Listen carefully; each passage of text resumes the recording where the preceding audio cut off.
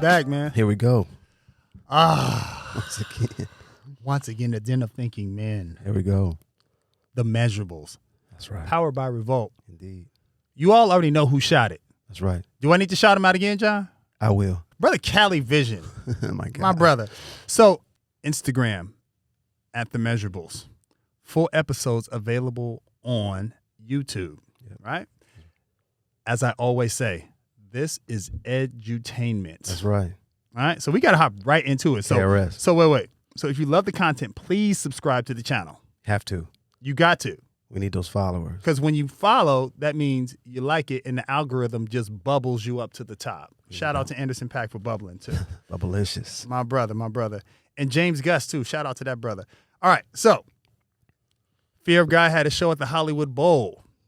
Yeah. It was incredible, bro. I didn't get that call, though. But listen, bro, again, when you're invited someplace, you don't invite other folks. But this is my question, though. Mm-hmm. How come you just can't let me just be great and just talk about the show? How come you got to throw that? Bro, you be throwing daggers at me, though. Hey, man, listen. Daggers. I had to. And it's funny because I saw it on the gram the next morning. I was just like, wow. Everybody was there. Some ancillary cats was up in there like, he got the call? Who's this guy? It ain't like it's a small venue. Hollywood Bowl sits about 30,000 cats. I'm like, I couldn't have been on the side somewhere in the cut? All right, so let me ask you this. If you would have got the invite, would you have come? Hell yeah, I'd have been to that. That's different than a party in the rain. Okay, the last Are you joint, sure, though? You got to pull it up for that in a minute. So listen, from this very moment, whenever I'm invited somewhere, I'm going to ask, you know what? Let me get a plus one because I want to bring Jonathan Rhodes. That's right. This is the receipt right here. That's right. Be advised. You got the receipt. Ladies and gentlemen, you heard it. You heard it first. Okay. So, but please talk about it. It looked like it was a dripped out function. In reference to the show, it was great. It was cold outside. Yeah. But I mean, it was beautiful. Like everybody came in the spirit of like, you know, just to really celebrate the fact that this brother's from California, put on for the city. Shout out to Jerry, shout out to Fear of God. Of course, Jerry's my brother dope. Glenn Milas. Yeah. I mean, like it was just a really, really, really good look in terms of like the pieces that were offered. He had some Fear of God, but he also had some Adidas stuff sprinkled in, which is like it was really it was tastefully done. It looked that way. Yeah. So they're like, you know, it when you go to Paris, and people who go frequently know what I'm talking about. There are people that you don't see in the city because we're all working. We're in our silos. We're in our pods. Right. Like it felt like we were in Paris, but like, you know, I feel like there's a saying I always say: "Go where you are loved, not tolerated." Wow. I always feel like, you know, when you like, we set the tone in terms of like what's really truly popping in Paris. Right. Right. Of course, you got the houses, you got Chanel, you got all that. But like in terms of like the feet on the ground, it's us. It's always us. It's us. Everywhere. It's always us. So the fact that the brother did it here on his soil at the Hollywood Bowl, this brother had fireworks going off. I mean, it was like the bicentennial up in there. Yeah, just seeing the gram reaction, and there's so many different people there. Yeah. And everybody's got their different thing. Everybody's like trying to be Cali, right? Everybody's got taking shots and doing their shit, adding music and whatnot. Right. But it looked like it was real cool. Yeah. First of all, it's the best venue, arguably, in the country. Hollywood in Bowl. The world, probably. Yeah, it's outside, incredible. under the stars. I've never had a bad experience at the bowl. Like it's all, whether it's a jazz fest. Yeah. I mean, I've seen all kind of bands there, but the way it looked was really, really cool. And good for Jerry, because he, to your point, he's from Cali. Always put the work in. Yeah. I've always told you I'm a fan of how he moves. I like it. I like his style. Yeah. Nice coming out party for sure. That's dope. Absolutely. So Mike Brown, Coach of the Year. This brother's unanimous stuff. First unanimous. You want to know something that's interesting? Tell me. You know, there's something called overqualified. And then there's something called failing up. About that. That's right. Okay? Mm-hmm. My father, he was an entrepreneur, serial entrepreneur. Yep. And I remember he fell upon hard times where he had to go get a 9 to 5. Okay. And this is when Circuit City had first opened up. That's right. So he goes to Circuit City, and the guy, you know, some of my guys like, yeah, you're overqualified.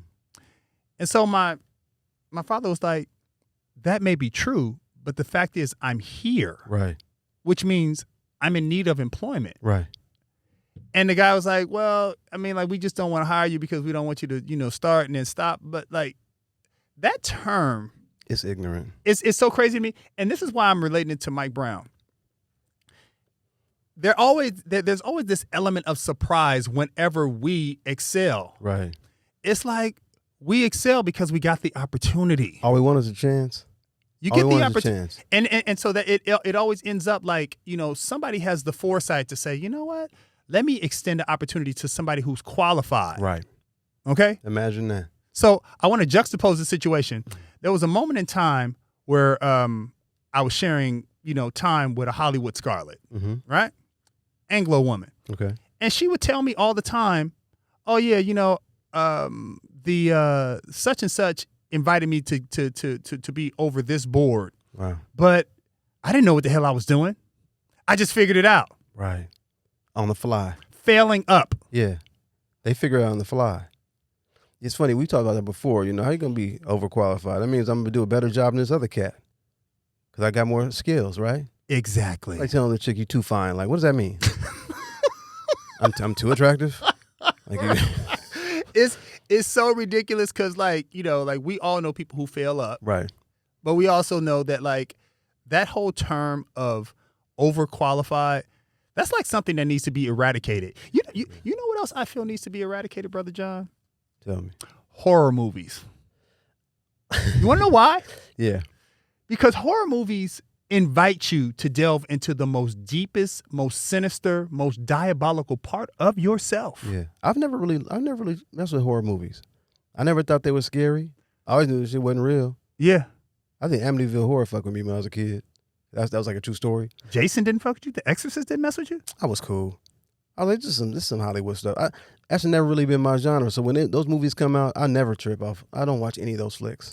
Well, the thing is, I'm African American in the United States, one, and in the world. That's a horror story enough.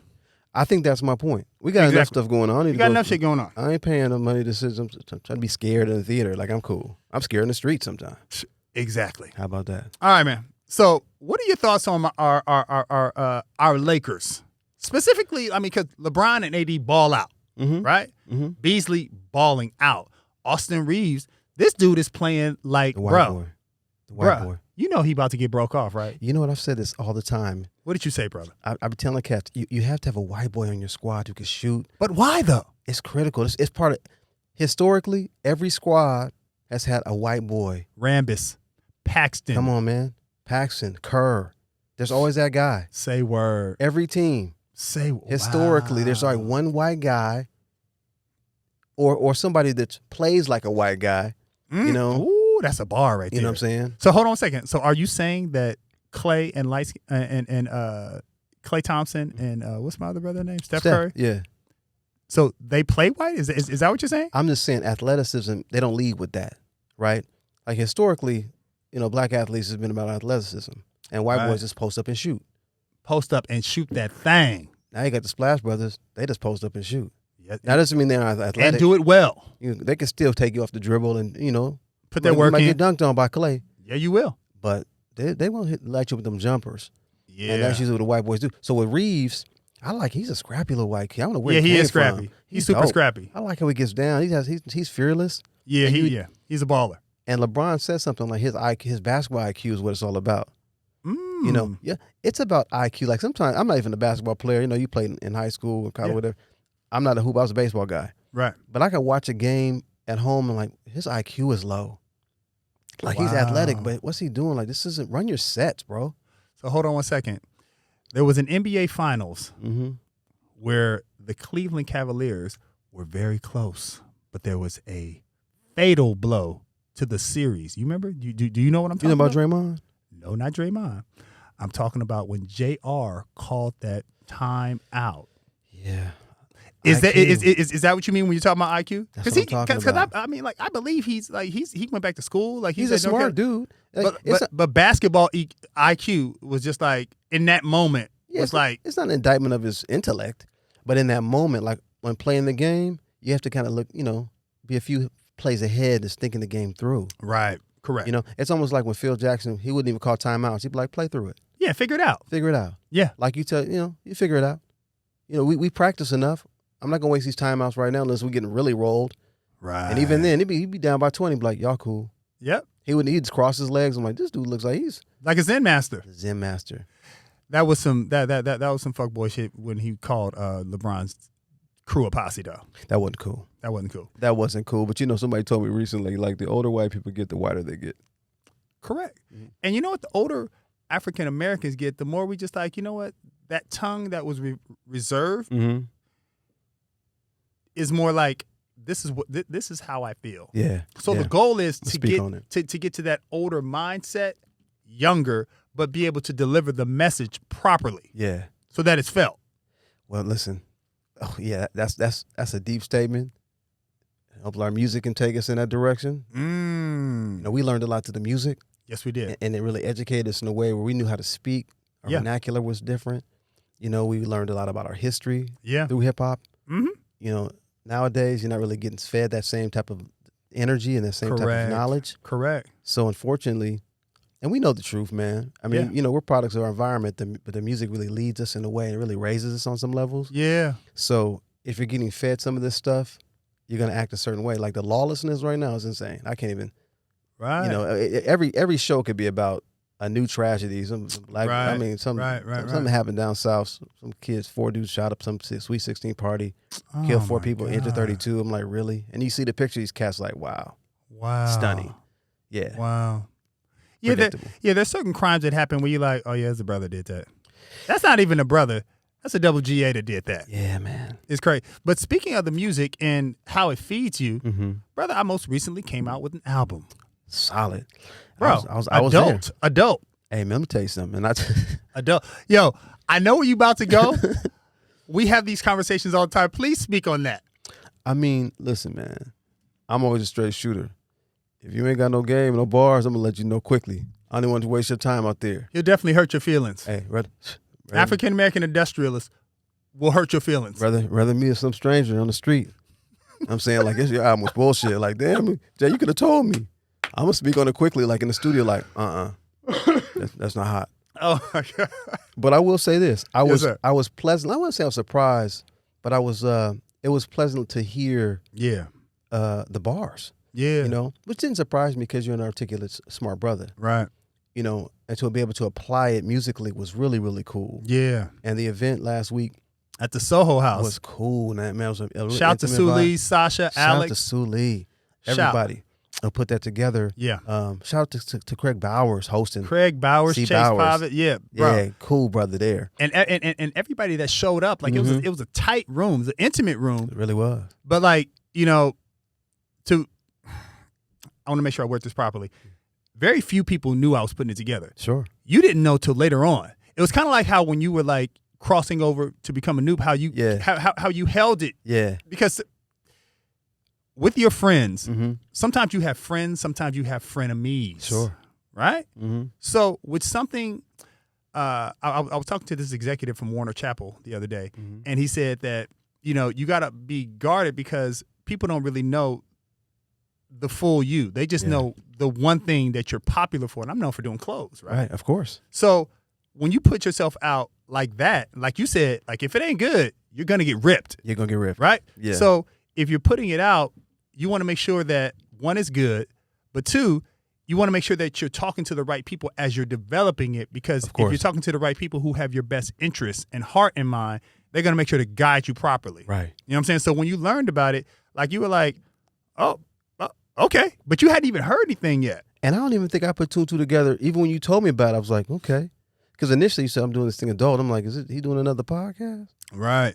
I was like, what about our shit though? Right. We just getting started. He's already dipping. Like, come on, we got to get our viewers up. We've only done a few episodes. You know what I'm saying? Let's get some sponsorship. Right. When I found it was an album, I'm like, cool. And then I was thinking, well, shit, if it ain't popping, he can still make clothes. Right. Exactly. You always had to fall back. But when I heard it, man, and I heard it, you gave it to me early. Mm-hmm. And I listened to it for sure, and I was like, it's real cool. But to hear it in the room, right, with like the different vibe and other people responding to it, the good questions, I was like, man, this is solid. It was good. So, listen, black folks are more talented than anybody, man. We have to be. We have to be. We have to be. You know, but if given the opportunity, or in your case, if creating the opportunity, because it's typically we have to. Right. True. We can we can shine in any way. Right. So yeah, it was a really, really great album. I hope that it's not the first. You know what I mean? And you know, we talked about, you know, doing something special around it and implementing the clothing and really this. I'd love to see this go. You know, a little tour, a little pop-up tour around the country. That'd be amazing, bro. You know, a little global. But you know what? So I just want to say this, and then we got to get to Jalen Hurts. We got to get to this brother. But the thing that was so amazing about just my mother would always say, and I say this on one of the tracks called "For a Minute." I like that jam. And it's literally it's a symphony playing "Can We Talk" by Tevin Campbell, and I'm talking literally for a minute.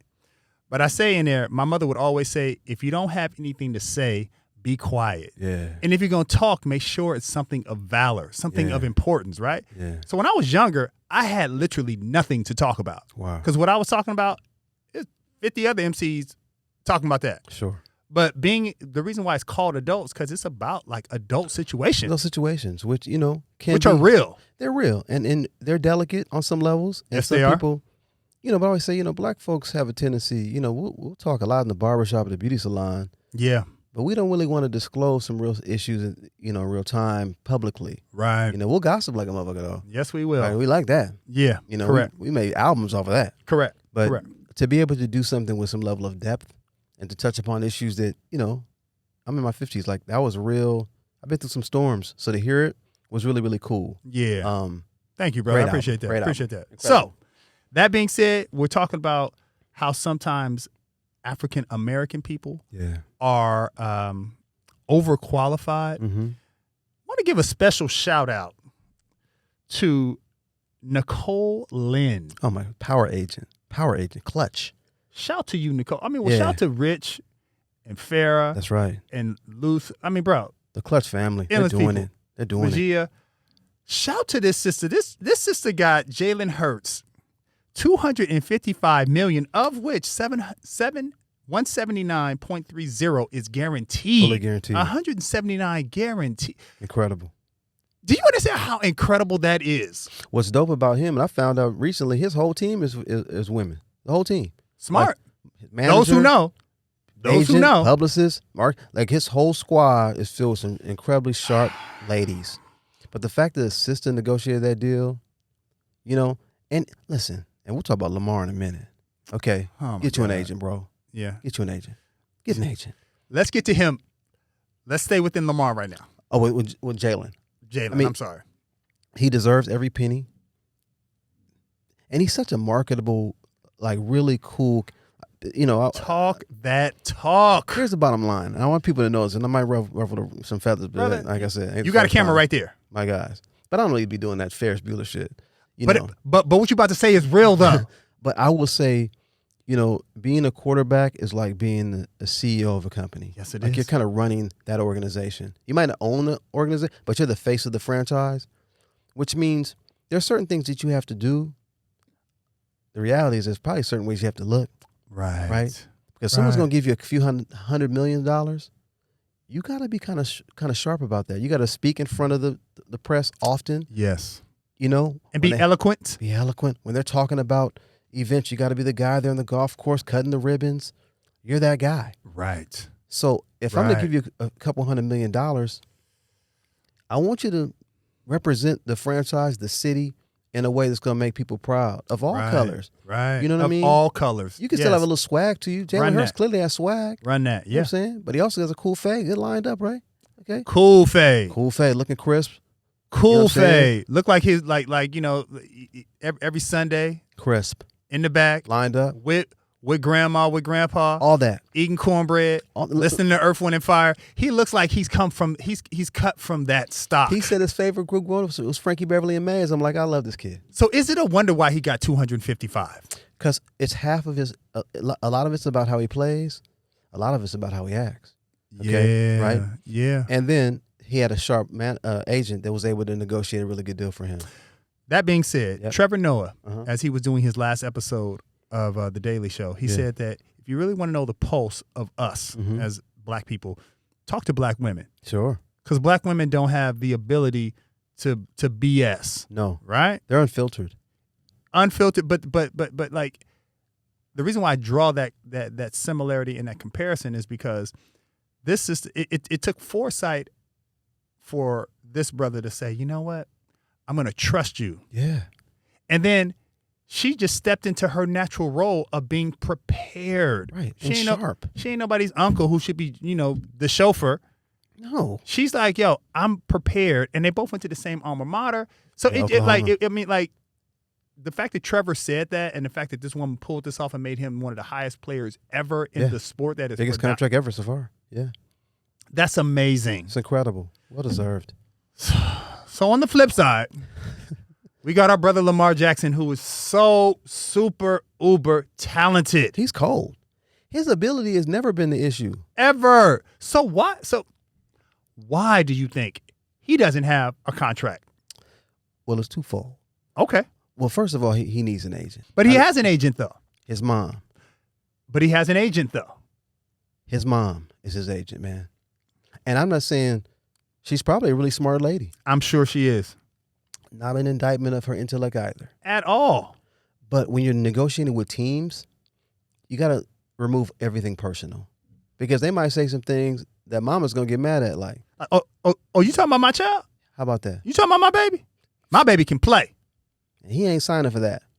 And they just going to come in, have lunch with you, may play a little golf with you. Yeah. Okay? Yeah. Have a little cocktail with you. Let's talk about this deal. Yeah. And strip away all of that personal stuff. Yeah. Because it's principles over personalities, as my sister always says eloquently. Yes. Okay. Focus on the bottom line.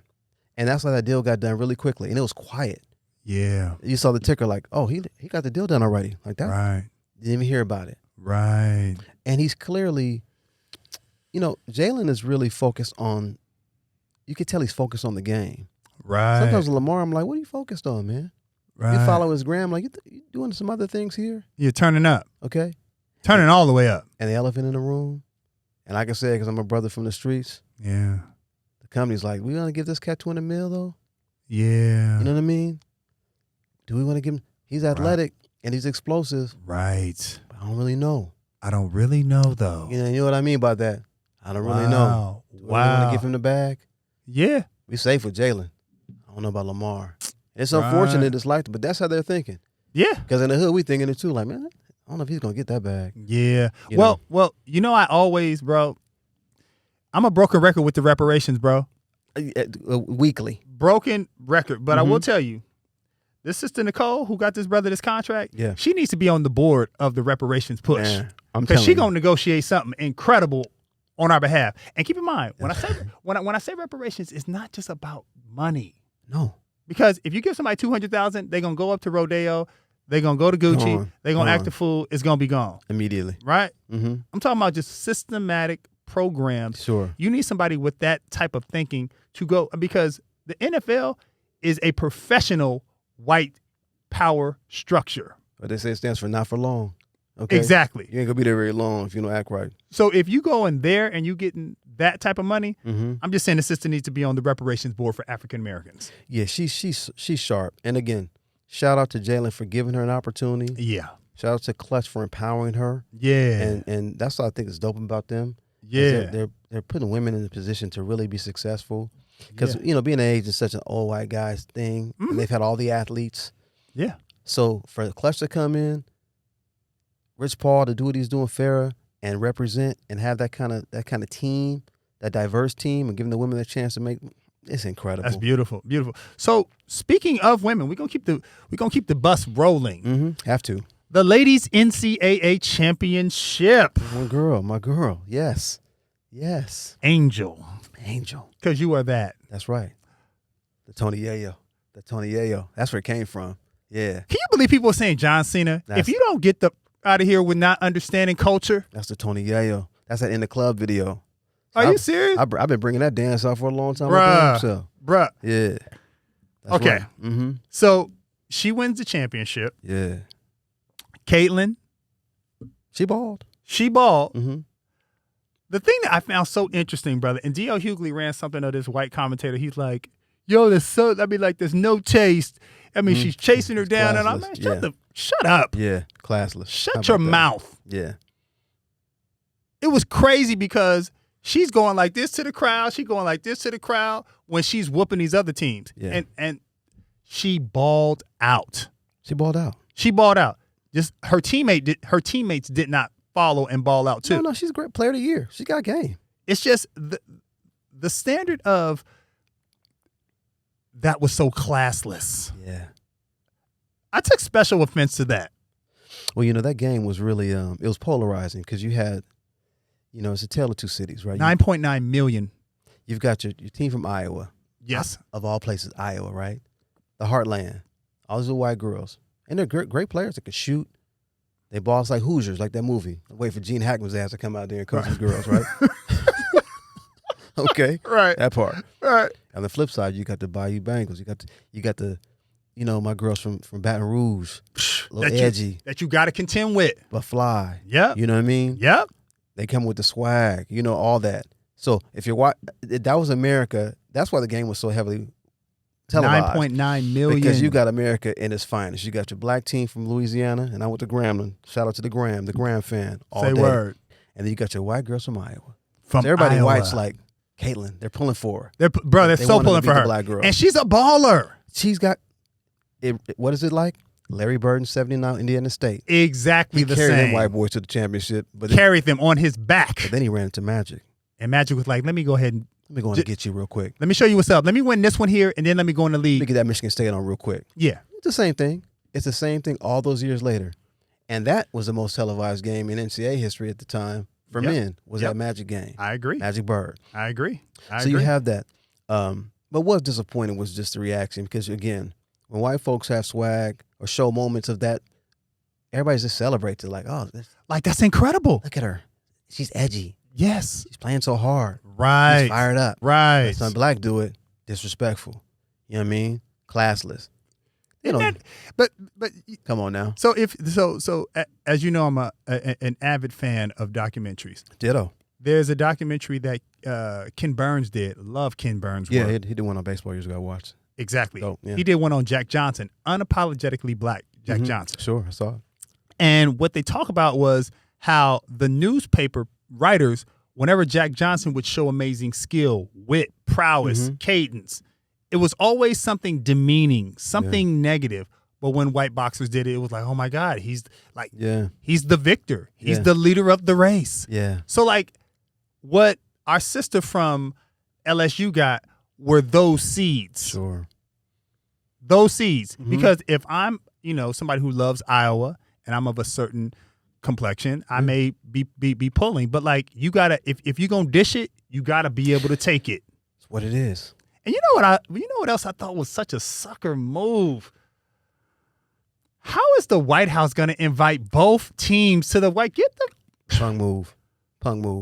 But like my girl said, we go hang with the Obamas. Baller. I love that. That's a bar. Get out of here. We don't even want you in here because you didn't even have us in the bracket. Biden. Come on now. You can't even come. His wife was the one Jill was like, let them both come. They played so hard. That's not, you don't get no runner-up trophies. Never in the history has that happened. I'm telling you, when I was a kid, real quick, I played my first year of Little League. They gave us all trophies. And all the trophies said something on them, like most valuable, most so-and-so. And this is my first year, so I wasn't that good. But I tried, and my trophy said most potential. And I remember telling my mom, I asked my mom, what does this mean? She said, it means you weren't good enough. Wow. And I was like, damn. Wow, mom was spitting bars to you, bro. Next year, I made the All-Star team. Okay, league MVP. That part. League MVP? How about that? Darryl Strawberry out here? I was 12. I balled. Yeah. Oh, my God, I was balling. Because the thing is, everybody can't get a trophy just because you participated. It has to be a winner, and it has to be somebody has to lose. That's kind of how it works. Unfortunately, and if you don't lose, get your shit together. That's right. You've been playing all these years. You all right. You be all right, Caitlin.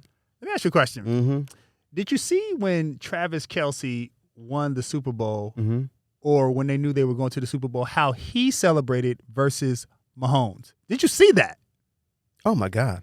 But because he can. Bro, this dude was like, and such, shut your, he's talking big dog with his chest. Keep in mind, Mahomes is mixed black and white. Sure. But in that moment, I was looking at Mahomes, and he became real African American. He's like, I can't do that. I can't do that. I can't do that. And I'm the best player in the league. I'm a Hall of Famer waiting, but I can't really say that. And unfortunately, wow, it parallels. We talk about circling back to Jalen. Jalen's the kind of kid that will play that Mahomes. Like, I can't really say that. Yeah. You know?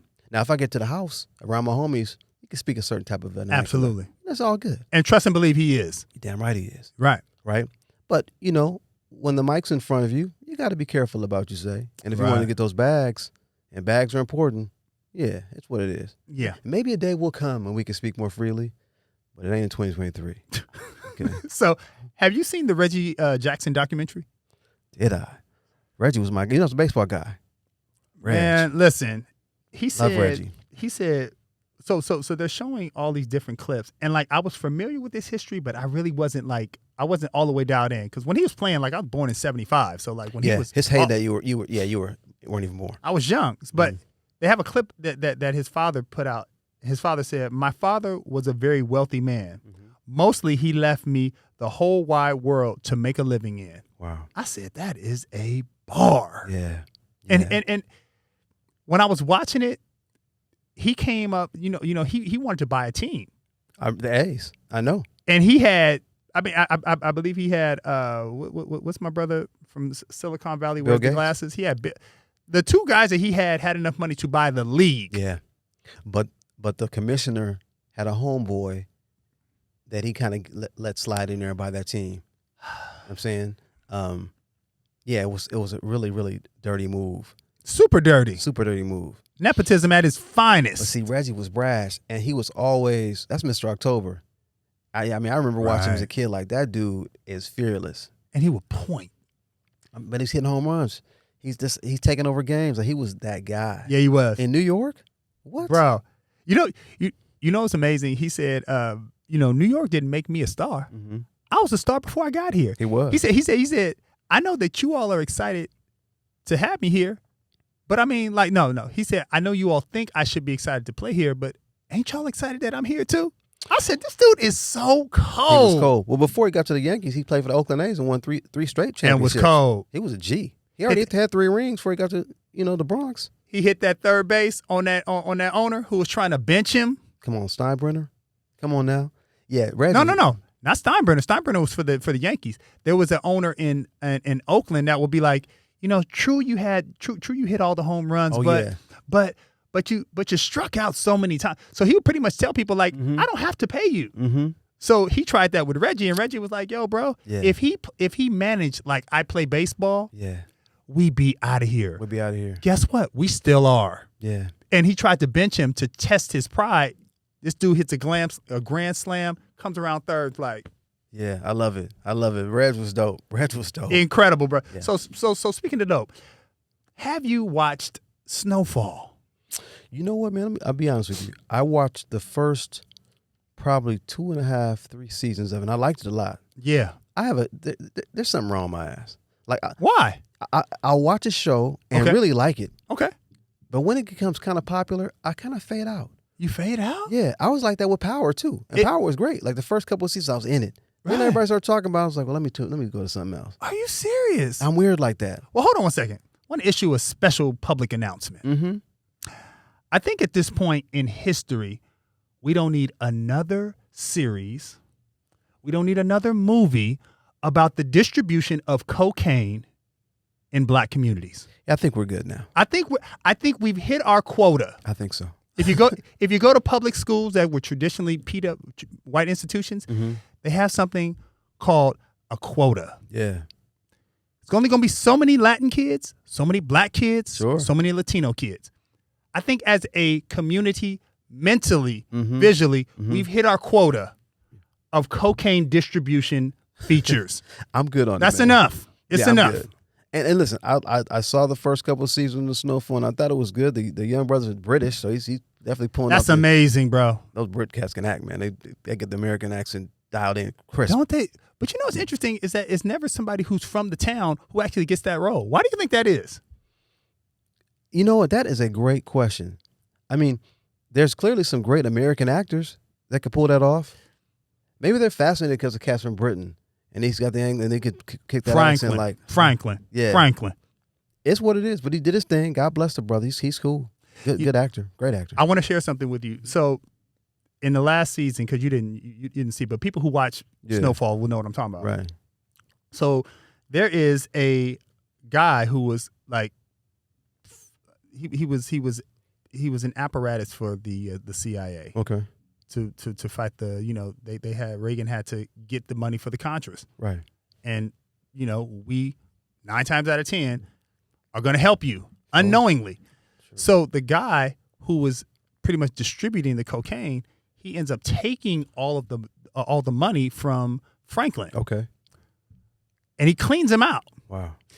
So a lot of things happen, but there is a episode where the two of them are talking because nobody really ever took account for the destruction of the black community. I remember there was a Ted Koppel interview in the 80s or the early 90s. I remember the interview. Where that guy came to a black church, the head of the CIA, and was like, "Yeah, we're going to investigate ourselves." And people in front of the community was like, "You're gonna investigate yourselves?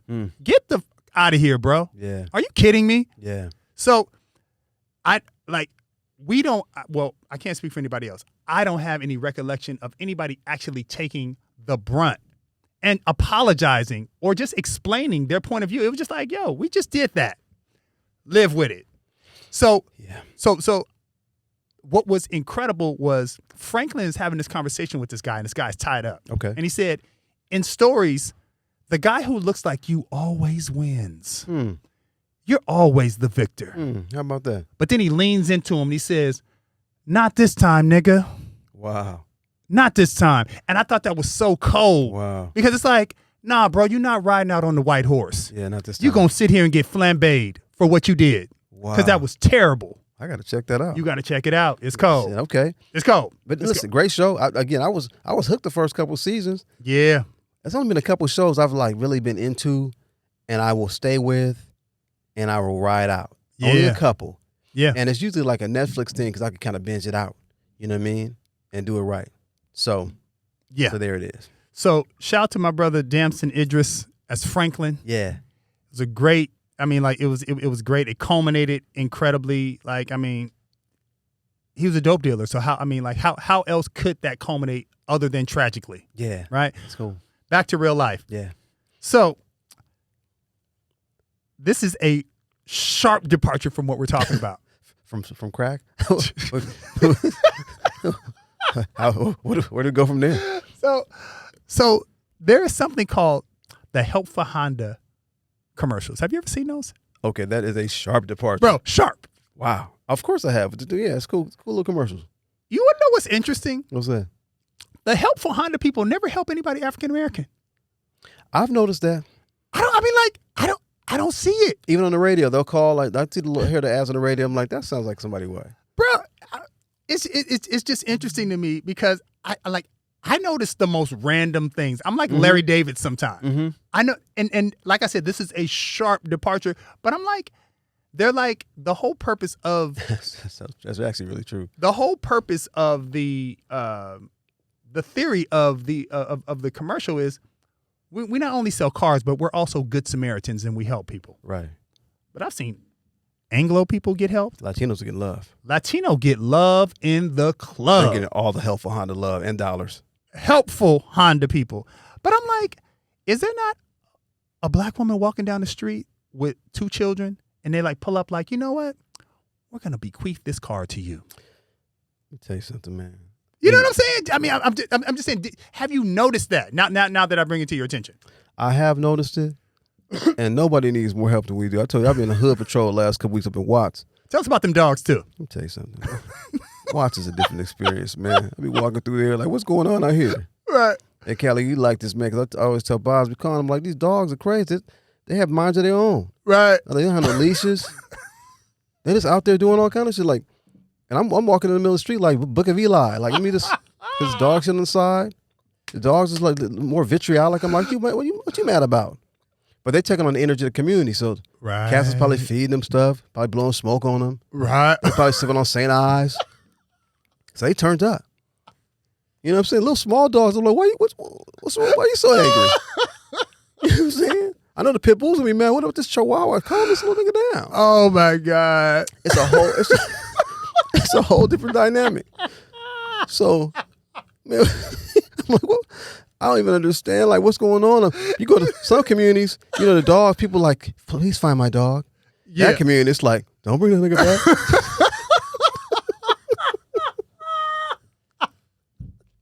Shit. Let's just stay out there. Stay out there. You said blowing smoke on my. Yeah. You already see it. Cats be, I'm like, wearing Raider jerseys. I'm like, what's wrong with this guy? It's like they're little humans. So, Oh my God. to circle back, the helpful Honda needs to slide, go down Grape Street. Because cats need all kinds of support and assistance. Okay? Oh my God. And that's a fact, Jack. Oh, all right, brother. So there is a situation that has been brewing, unfortunately, for a brother who had the keys handed to him of the town. Okay. One Jonathan Majors. Oh my goodness. What's going on with him, man? Bro, like what is the deal? I mean, and this is a quick development. I mean, like super, but the thing that's so interesting is this. Like Creed is still in the theaters, right? That's what I'm saying. So this is the deal. There are three sides to every story, right? Yeah. So Truth's in the middle. So exactly. So naturally, either of us weren't there. But the thing is this. It was said that there were witnesses that saw him restrain her. Okay. Right? Yeah. So depending on when your eyes look over and it actually calculates in your mind what you're seeing, nobody's wrong. Nobody's wrong. Because somebody could have saw her reach for his phone. Somebody could have seen him push back. Yeah. Like push her off. And then somebody could have saw him. But like, it's just the strangest set of circumstances because his management dropped him, his PR dropped him.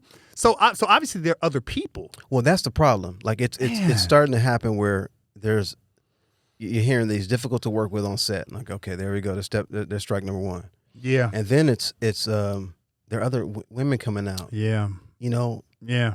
And it's like, come on. Yeah, man. This cat, like to your point, he was got the keys. And this is like I said, a quick development. The movie is still in the theaters. He was on every talk show. Him and Michael B. promoting that film. I haven't seen it, but I heard it's a really cool project, cool movie. Yeah. And all of a sudden, it don't take long, man. Yeah. They'll zip your ass up, your suit up real quick. Like, okay, well, enough of him. Okay, out of here.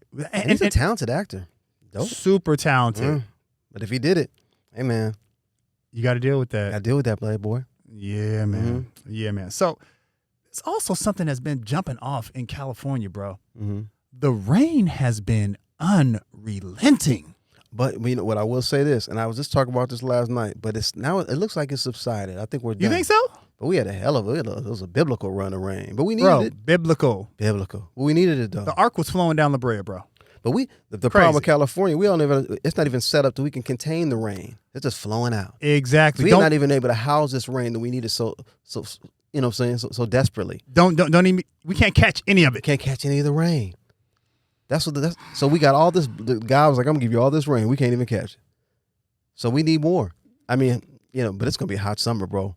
It's gonna be a hot summer. You already know. Yeah, it is. You already know. It is. Man. So our inability sometimes to really put each other on. Yep. And there was an interview that Donald Sterling gave, post him saying some super wild comments about Magic Johnson. Sure. Right? Where he was like, he has, that, and I don't want him at my games. I mean, that was ridiculous. Ignorant. It was ignorant. So it was rumored during that time that he was suffering early dementia. Yeah, that's convenient. But you want to know where he was crystal clear? He was crystal clear. He said, what do African American industrialists really do to bring together? And I'm paraphrasing right now. Themselves. Yeah. To catapult themselves up. Yeah. And I found that very interesting. Yeah, we talk about this. Yeah. I mean, it was very interesting because he said, you know what? if a Jewish man wants to do a kite company, Mm-hmm. he's going to get that kite company. Yeah. And what's interesting about that is when he said it, I thought like, okay, so say I am Mattel, right? And I'm owned by a Jewish man. I'm just spitballing right now. Sure. But say a company is owned by a Jewish guy and another Jewish entrepreneur comes in Mm-hmm. and his plan isn't right. Well, based off of what Donald is saying is, since we empower ourselves, if your business plan isn't right, let me put you with somebody who does business plans. Sure. And get it all the way up to speed. Get all the way tight. Then bring it back to me, and now we gonna go. Now it's ready to go. Why don't you think we do that? Man, Why? I always joke there's like 5 rich black people we always go to. Yeah. Eddie. Yeah. I say Oprah, Tyler, Yeah. right? Jordan. There's like Yeah. a few of them. Yeah. They're like billionaires. Yeah. Jigga now, right? Right. They're like the clearinghouse of all America. Yeah. Go to them. Like they're not gonna do all that. Nah. Yeah, we don't do that enough. And and we've had this conversation ad nauseum several times before. It is troubling because community wise, everybody else works together to kind of formulate a plan. To your point, even if you don't have the resources, but I'm gonna at least give you the game and lay out the blueprint. You know, circle back to Lamar, get an agent. Okay. Right. Get a plan in place so I can make sure that your strategy is right. So if you're going after the bread, everything's tight. Everything is tight. Yeah. Your marketing plan's tight. You're looking tight. Right. Everything is set up so you can be successful. We don't do that enough at all, and it's troubling. And Donald's, listen, again, man, he was a fool, idiot. For what he said about, that was crazy. But, you know, there was a little bit of truth, not in the magic stuff, but that's a point. Like, you know what? These owners sit back, and they're watching what we're watching, right? Matter of fact, everyone's watching what we're watching, bro. They're all watching it. Not just the game on the court, but the game within the game. The sidebar, the homies. All of it. The girls. Because when you own a team, you got to be conscious of everything that's going on. You own your business. You got to know everything that's going on with my ass, with Jazz, with T. And this is a few of us, right? But you got an extended team Q. You got to make sure everybody's operating a certain way. Imagine owning the team. Right. Like, okay, let me see who we bringing in. What's your squad looking like? Your little entourage. Okay. He's going to be trouble. Questionable. Right. Okay. Yeah. How many freaks you got at the game? Okay. You're not focused.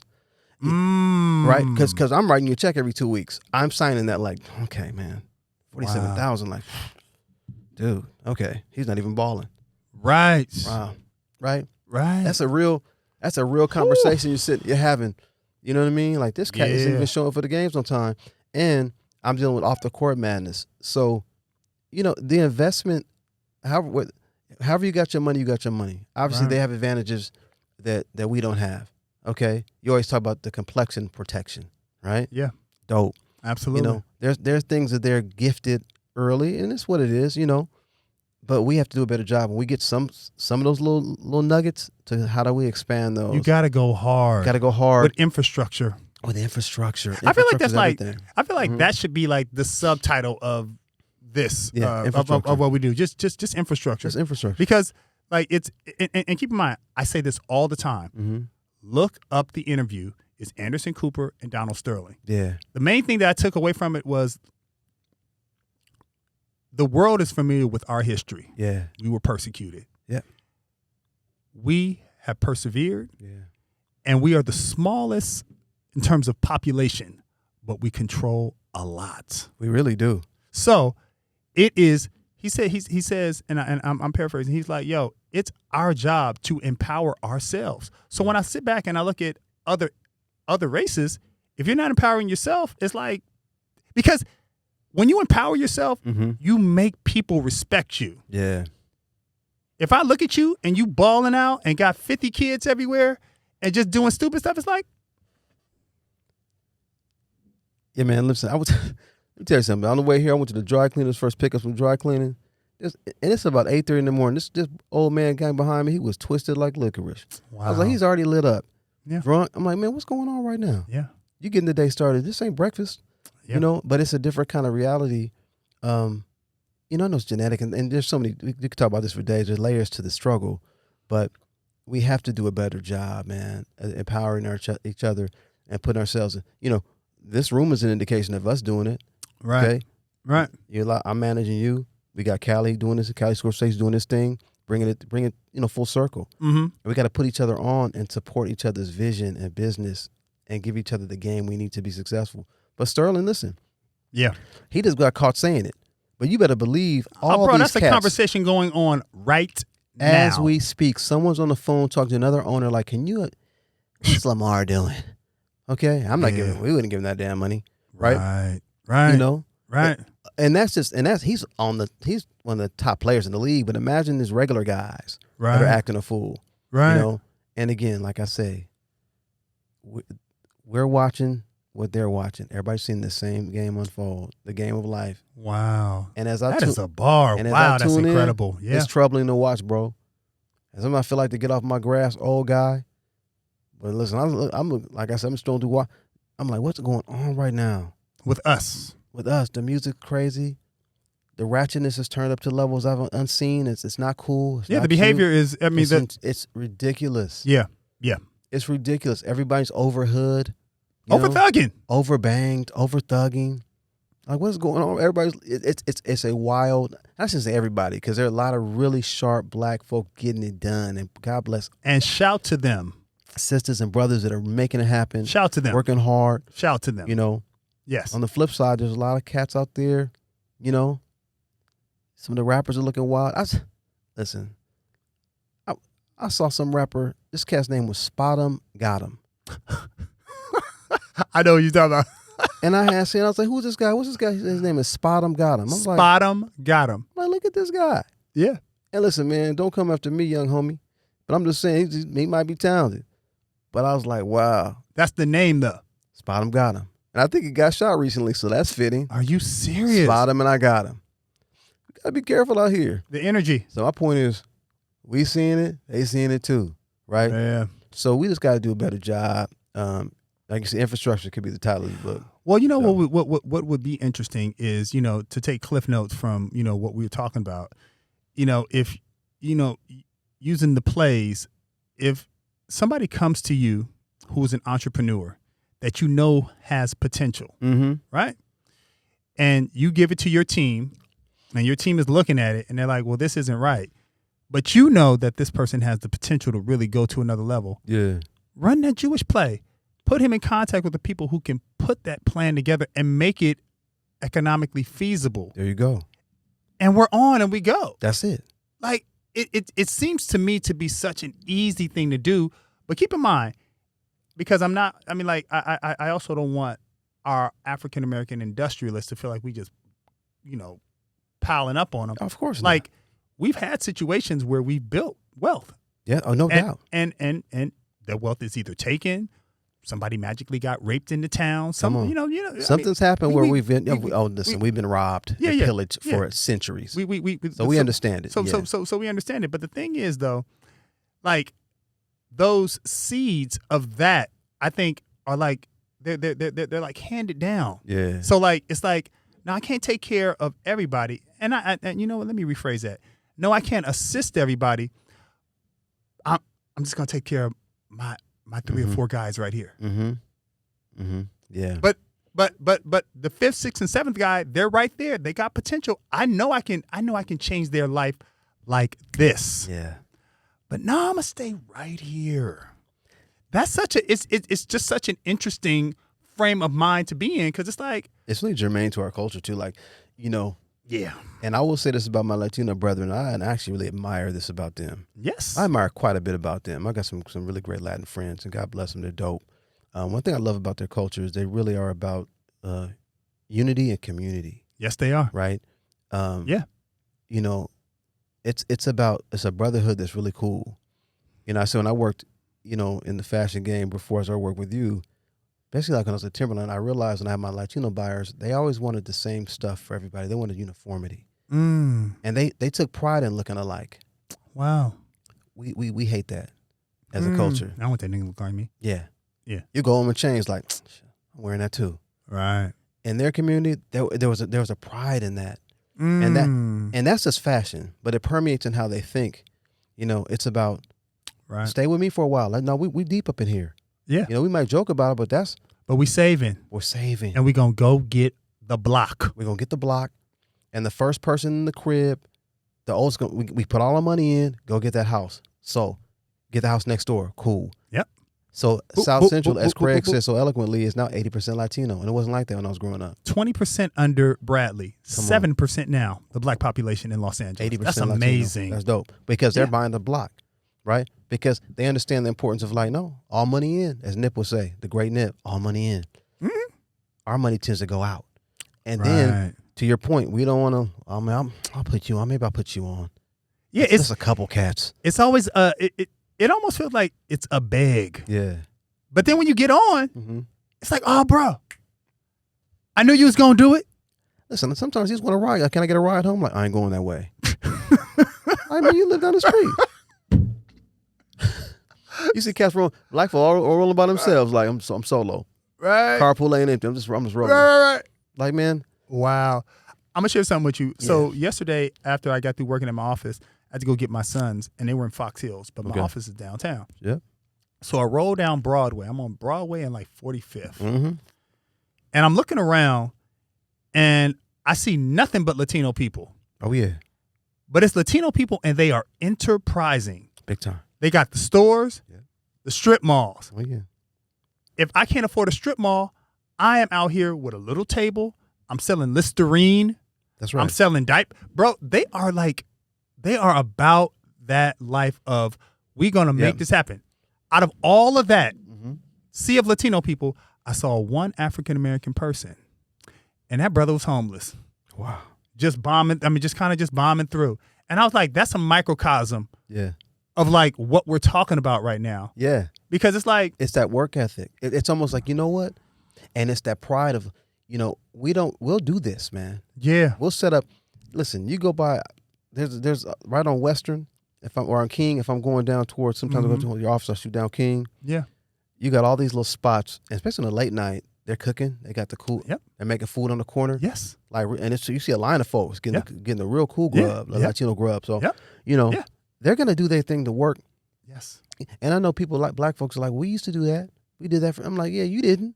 I mean, your grandfather probably put the work in. Right. You reaped some of the benefits, and you took another turn. And I know we've had some, it's been tough for us. We talk about it all the time. It's been harder for black folks than anybody else in this country. Ain't even a close second. Mm-hmm. We're resilient. We're more resilient than anybody. But that means we still got to put the work in. Still got to put the work in. You know what I mean? We still have to get our grind on. And it's okay to get a gig somewhere that maybe isn't the most flattering, but get some paper in your pocket. It's okay. We've all had to do it. Right. You got to humble yourself sometimes, man. Right. And we don't want to do that. So, we're coming up on that golden hour, brother. Yeah, man. So, do we want to run through these little known facts? We can. I'll let you go first. This is a quick one, real quick story. I always take you back. So, summer '92. Summer '92, I'm at the crib. I get a call from my boy Danny Grayson. Rest in peace. Like, we used to call him La Schmoove. We ain't got nothing to prove. It's La Schmoovie. Yes. So Smoothie called me like, what's up for the day? What you gonna do? I'm like, shit, what we gonna do? Right. Scoop me up. So he scooped me up in the Bronco. Danny had a cousin named Vivian Morgan. Vivian was this really, really pretty lady. Used to be in like videos, alcoholics videos, and she used to fuck with Dr. Dre. Wow. So Viv is a holler, like, come up to the studio up here at the Solar building right on Cahuenga and Sunset. Yes, I remember that. Yes. So me and Smooth pull up there. I'll never forget it. And there's like a parking lot underneath. We park. He got his big Blazer. We park underneath. We're chilling, and Dr. Dre comes out. And this is pre-Chronic. Mm-hmm. And the DOC comes out. I'm like, ooh, that's a DOC. Wow. We're chilling. Wow. Then there's a young Snoop. Snoop's got like a St. Ives jacket. I could see him had a high top fade with a St. Ives jacket. And then there's Warren G, who I didn't know yet. But Warren G's like, I'm going to Popeyes, cuz y'all want some chicken? It's right across the street. I'm like, hell yeah. So Dre has like a 7 Series Beamer, kind of like yours, but like a 91 Beamer. Wow. And he's like, man, y'all get in the car. So I'm sitting in the passenger seat. Dre's right here. The DOC standing outside. Danny's behind me. He's like, I want to play y'all something. He started playing the Chronic. Get out of here. He starts playing the Chronic. And the first song he plays is Rat-a-tat-tat. And I'm like, ooh. He's like, how y'all like that? I'm like, that's hard right there. That's hard. Then he plays that Let Me Ride. And I'm like, ooh. Oh, and we're in his car, bro. The system's dope. And clear, this is summer '92, so I'm off that Ronald Isley. I'm feeling real good. You know what I'm saying?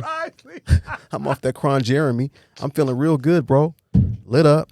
The music sounded even more sonic. Right. And I'm just like, we're like, what is going on right now? And keep in mind, this is the Chronic album came out December 92. This is like July 9th. So we got we're hearing it first. Wow. So I go back to the gram and I'm like, listen, y'all, Dr. Dre's got an album coming out. They're like, Dre from the NWA. I'm like, it's about to be hard. And they got this kid and Snoop had just done the deep cover jam that spring. So, which is a killer cut. Bruh. One of the best of all time. Yes. One of the best intros of all time. Yes, creep with me. Come on, man. Me and my roommate DJ, shout out to DJ, Dwight Render. DJ, we was in the apartment like, who's this dude? Incredible. Right. So I knew who Snoop was. I was like, that's that cool. That's that Snoop Doggy Dogg. So to hear that album, to be the first to kind of experience that sound, and when the album came out, it changed the world. Yeah. Still one of the best hip hop albums of all time. Top 5 for sure. Wow. But to be in that vibe, and again, I'm front seat with Dre. I'm like, this is cool. I'm like, this is what I'm talking about. Wow. And great experience. And again, this is the summer right after the riots. So the city was in a crazy place. Right. I remember driving home on the Shaw and still seeing everything burnt down from the 10 all the way to Slauson, where I used to make my left. Yeah. And I was like, wow. So all that energy, to hear that album around that time, next level. And I always have that story. I always think about every time I hear that jam, I'm like, man, Let Me Ride. I heard it first. Incredible. That is incredible. Well, I mean, mine pales seriously in comparison. No, it's all good. Wow. So my wife is initially from Harrisburg, Illinois. Okay. Her father lived in St. Louis. Yep. So whenever we go to St. Louis, we go down to Harrisburg. And Harrisburg is, time is slow. Yeah. Slows you down. Slow. The time. Very slow. Very slow. Chill. All her family is down there on her mom's side. Okay. Right? So prior to so we'll stay in St. Louis a couple of days and then we'll go down to Harrisburg. And then I'll come back and we'll fly out sometimes. Sometimes we'll fly in, go to Harrisburg, then come to St. Louis, chill, and then, my wife will drop me off at the airport and then she'll go back down to Harrisburg. Okay. So I roll in to the airport and I sit down and there's this dude behind me who's singing. Yeah. White dude. I turn around, it's Post Malone.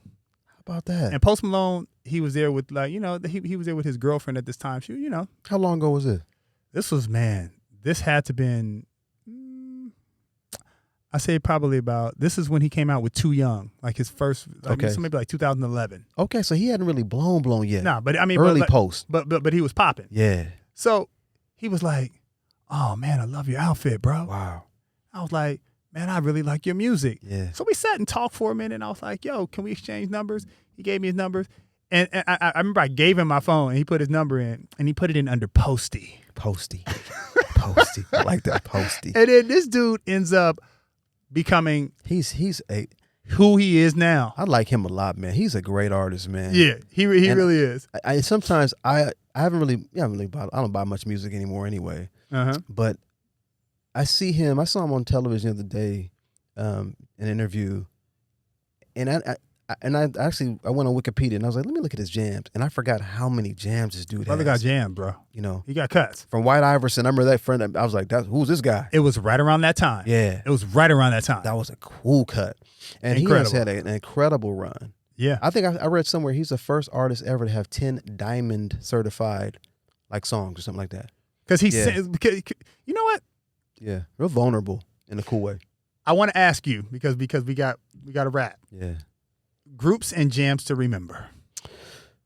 Okay, this will be real quick. On the heels of my last time I talked about you gave some VIPs last time, bro. The Smiths, and I think I spoke about Incognito. Yeah.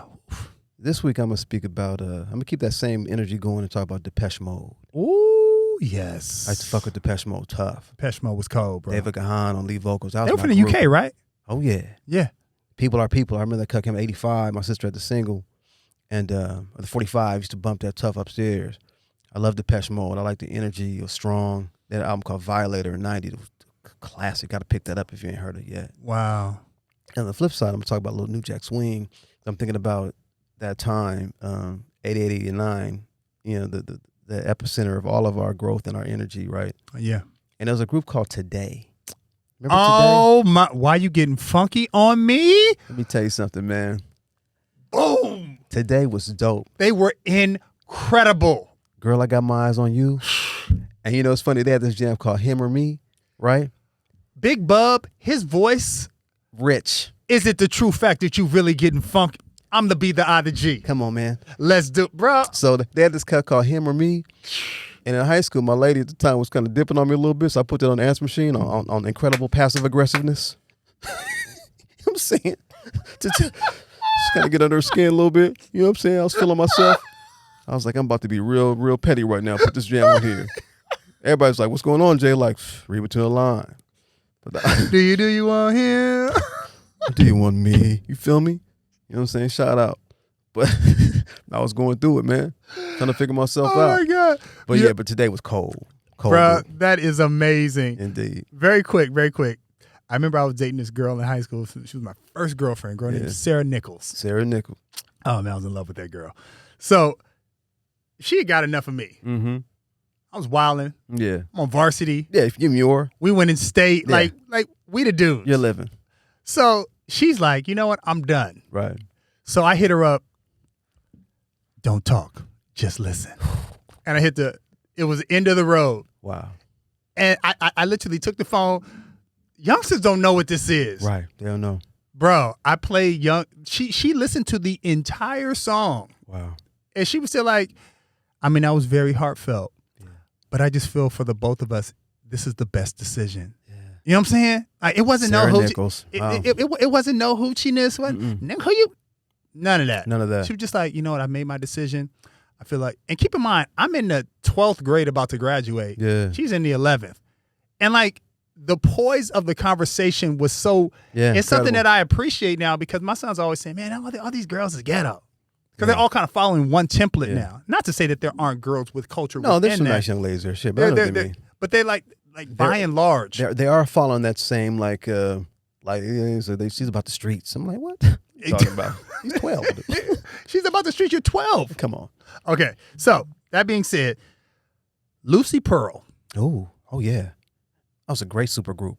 Great. Bona fide classic group. album. Oh my God. I hated that they disbanded. They were dope. I mean, like really, really, really good. And also staying with Raphael Sadiq, Tony. Brother, and I know Raphael's your guy. Incredible, bro. Man, I love those dudes. And I remember playing them in high school. That first album was incredible. And then they came with, I think the album was called The Revival or something. Mm-hmm. You know what I mean? Yeah. Whatever you want. Oh my God. Yeah. That's a cha-cha classic. Incredible. I love those dudes, man. Yeah. Oakland's finest. They are an incredibly gifted group. Oh, those are my two. Indeed. So in closing remarks, there is a song from War called Don't Let Nobody Get You Down. Mm-hmm. And like me doing fashion for as long as I've done it and like really like being known for that. Yeah. You know, for me to like, you know, do something that I had like a really strong passion for. Yeah. You know, like, you know, my message to just anyone is like, whatever it is that you really, really want to do, like you can do what other people want you to do, but like you should always find time to just do that thing that you want to do for yourself because it's very edifying when you do what you want to do. Yeah. Because if it's really what you want to do, you're going to put the time into it. Yeah. So those are my closing remarks. Do you have anything to share, my brother? You know, that was dope, man. Sometimes I say something and you like that's all of it right there. But right. You know, my frat brother, we call him Sweeter. William Sweeter always says, and I call him, he's like, won't he do it? Won't he do it? Right. Correct. And it's one of those things where, and we saw this week, some things happened that took a while to develop, but you know, patience is important. You know, You know, nothing really sweet or dope happens overnight. Right. That's not how it works. Right. It's always kind of a labor of love. So I would tell everybody to understand the journey, be patient with it. It'll work itself out. There's a plan in store, you know, that we have no idea about. Right. But it's gonna be a good plan. So yeah, man. Always honored to be here. Always honored to wax a little poetic with you. Always my fun. brother. Absolutely. Always Absolutely. good. You know, and as I always say, you know, appreciate you, Brother Love. You know, got to give Brother Love his shout. My brother. Appreciate him. The Revolt Podcast Network. Yes. Shout out to Gabby Gucci. Yeah. All my loved ones out there in the Southlands. And that's that, Playboy. Bro, you giving them McDonald's, the box. Come on now. Shout outs. Come on now. Liner notes. Absolutely. Shout out to Moni. For sure. That has been another episode of The Mesurables / Den of Thinking Men, powered by Revolt. Indeed. Shot by my brother CaliiVision, Scorsese. All day. On Instagram at The Mesurables. And full episode available on YouTube. This is Edutainment. Thank you so much. See you next time. Yes, Peace. Lord. Yes, Lord.